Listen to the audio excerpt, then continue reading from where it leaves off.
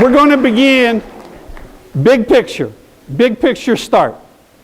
We're going to begin to ask, why do we need a revolution in the design of addiction treatment? And where is this so-called revolution coming from?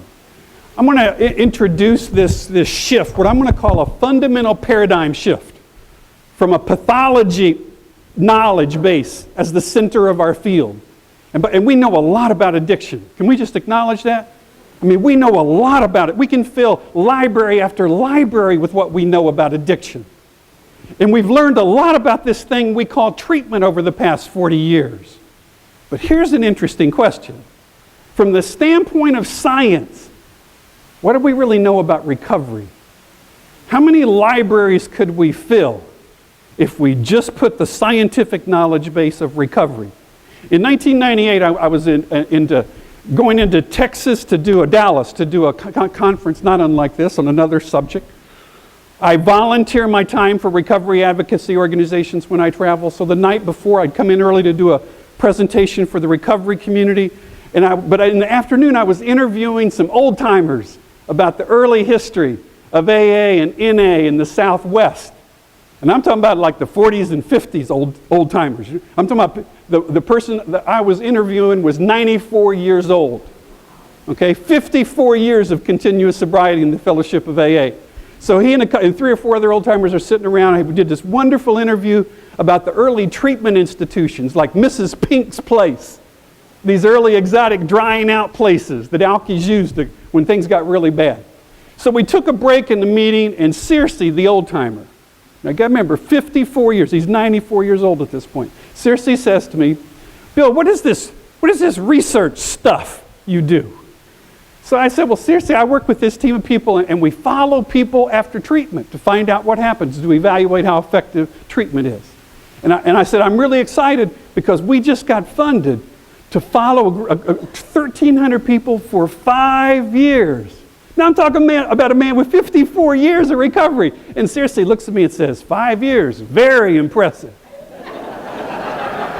Right?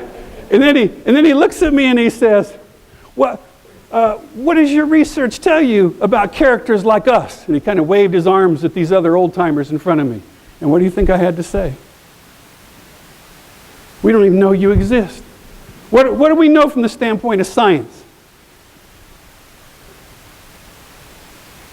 We can tell you in the state of Georgia, to the decimal point, how attitudes and perceptions and behaviors of 8th graders, 10th graders, and 12th graders and household adults change in their perceptions of cannabis in the past 12 months. Agreed? And I can tell you that data going all the way back into the 1970s with the National Household Survey and monitoring the future studies. We have amazing knowledge about the subtlest of shifts in drug consumption and drug dependency rates. So tell me, do we have more people in recovery in Georgia today than we had last year? Who knows? Do we have more men than women in recovery? Are styles of recovery different when you go into different ethnic communities? I'm going to tell you later that we have religious and spiritual and secular pathways of long-term recovery. In the state of Georgia, what percentage of people who are in recovery from a religious or faith-based orientation to their recovery versus a spiritual orientation versus a secular orientation? You can't tell me that. And nobody in this country can tell me that. David and I are at a generation where we've been around a while. And one of the heartbreaking things we sometimes experience is people with long-term recovery, relapsing. You understand? I'm talking about relapse after 10, 15, 20 years or more. Now, I got stories I can tell you.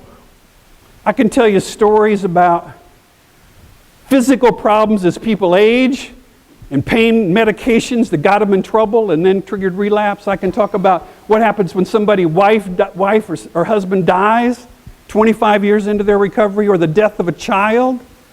I mean, I got some thoughts about that, but what do I know from the standpoint of science about people in late stage recovery who relapse? Zip. We know absolutely nothing. How many of you here, by a show of hands, have a little bit of alcohol and drug problems in your family history? This is not a random sample of the population here, agreed? Now, here's what we know. From the standpoint of science, we can tell you, when we look at those 3 and 4 generation family diagrams, and we see those alcohol and drug problems hopping and skipping or coming through every generation, what do we know about our children? From the moment of conception, we know your children have increased risk of alcohol and other drug problems. Agreed? That's a given, flat out. We know that. So tell me, answer me this question. If I have a family tree like that, and Lord knows I do, does my recovery status have any influence on my daughter's resistance to alcohol and other drug problems, in spite of the risks she may bring biologically? Are you with me? Or if she should develop such a problem, does she have a better prognosis of recovery because I and other members of my family found stable recovery? And you know what? We don't have a clue. I mean, some of the most critically important things. How many of you known families that absorbed every insult addiction had to offer, and as sick as they may have been, hung together as families? They were still a family unit until recovery came along. Right? And guess what happened to this marriage in the first 3 years of recovery? Disintegrated into ashes. Do we know anything from the standpoint of science about how do we protect the fragility of families who've survived so much but haven't learned how to survive recovery yet? From the standpoint of science, we don't know that. So we're having this shift. When I left Searcy in Dallas, Texas in 1998, I had a kind of epiphany on an airplane.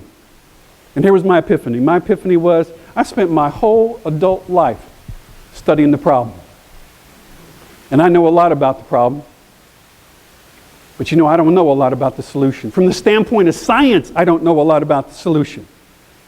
And so that night on that airplane, I said, whatever time I got left in this field, I ain't studying the problem no more. I know enough about the problem. I'm going to devote my life and the life of my research institute to studying the solution to alcohol and other drug problems. Do you understand what I mean when I'm talking about a shift? A shift from a focus on the pathology of addiction, a shift in focus from the treatment of addiction to a shift to long-term solutions to very severe and complex alcohol and drug problems. We have a recovery revolution going on, and let me tell you what set it in place.